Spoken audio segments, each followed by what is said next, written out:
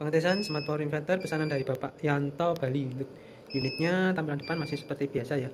Indikator inverter, PLN, ini voltase PLN, ini switch on off, ini untuk parameter pembacaan atmega, ini untuk bypassnya ya. Jadi bisa langsung kita bypass ke PLN ya.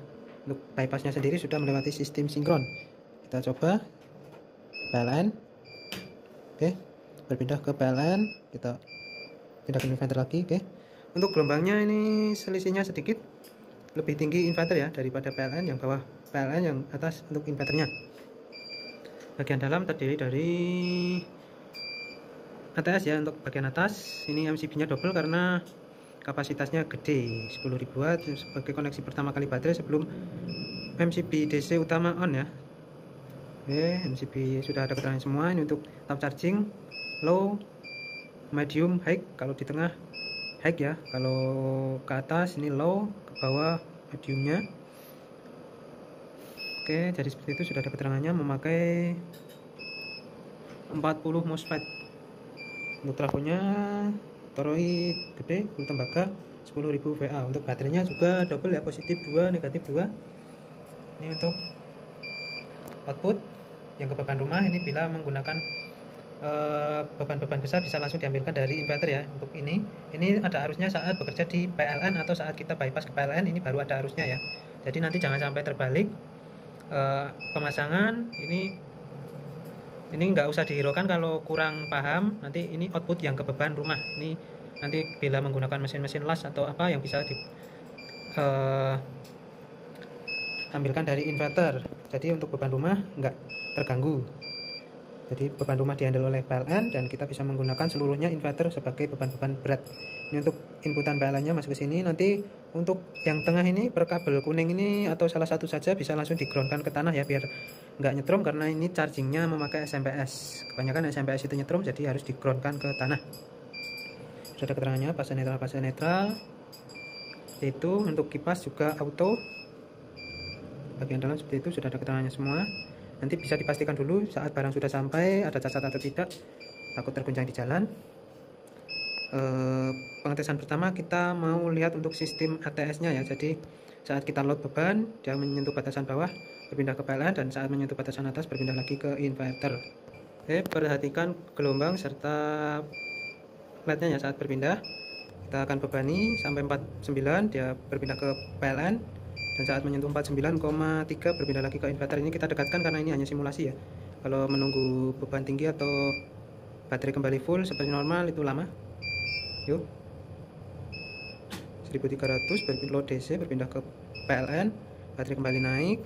Perhatikan gelombang. Oke, mulus ya.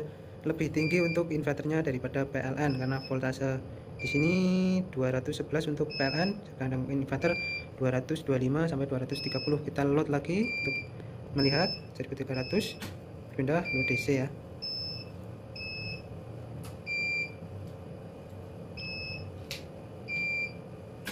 Oke, sudah berpindah. Lanjut lagi kita load beban. Sebelum kita load, kita akan matikan untuk PLN-nya karena PLN kita juga cuman kecil, takutnya nanti saat overwatt atau menyentuh batasan bawah baterai berpindah ke PLN. Oke, udah off. Oke, kita akan load. Ini kita load semampunya ya, karena baterai juga digunakan untuk beban bengkel dan load kita cuma terbatas, mungkin sampai 6.000-an watt ya. Ini kita gunakan juga untuk beban bengkel, ini sama 10.000 watt. Cuman kecil tapi kadang naik ya, karena di tempat kita sedang pembuatan rak baterai atau lain-lain menggunakan las, jadi kadang sampai 7.000 watt. Oke, ini 1000 watt, 3000 watt, 4000 watt, gelombang stabil 5000 watt, 6000 watt, 8000 watt, 9000 watt, 10.000 watt, naik turun. Ini 10.000 watt, kapasitasnya masih terjeda ya, ini naik turun jadi terjeda 10 detik, jadi saat ada beban-beban kejut masih dapat terhandle. Oke, overwatt ya, terjeda 10 detik, jadi 10.000 watt lebih. Kita tunggu 10 detik atau berapa tadi, on kembali. Oke, Jadi mungkin cukup seperti itu ya untuk loadnya, karena ini baterai tadi sudah menyentuh 46, sekian sampai 10.000 wattnya. Lanjut kita mau lihat untuk sistem charging. Jadi kita on kan lagi untuk PLN nya. Oke, PLN masuk, ini gelombangnya masih nyilang, nanti nyari sinkron sendiri. Oke, sudah sama.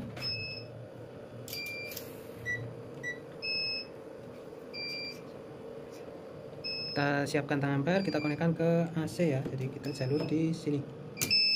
Oke, itu lepas, kita konekkan dulu. Oke, sudah kita konekkan. Ini anggap saja 0 karena ini tang amperenya nggak bisa 0.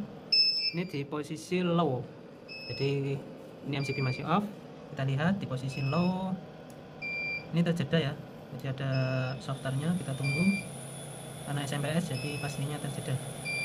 Di tab 1 atau low nya dapat berapa watt? 2 ampere, 400 watt di posisi low. Kita pindah ke posisi medium, kita matikan. Posisi medium berada di paling bawah, itu height-nya. Kita medium,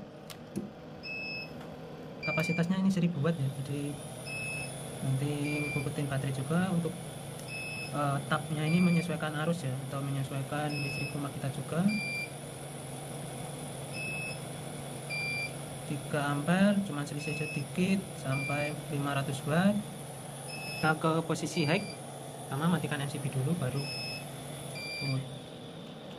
kita posisikan di tengah ya. Kita on kan MCB, kita tunggu.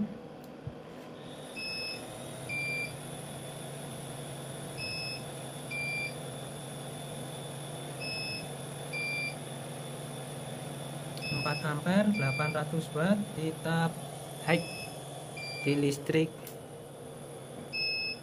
206.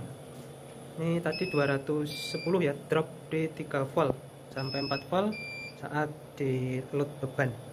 Jadi seperti itu untuk pengujiannya. Sistem charging sudah kita tunjukkan, untuk bypassnya sudah tadi ya di awal, untuk loadnya sudah, ATS sudah sampai 10.000 ya tadi loadnya.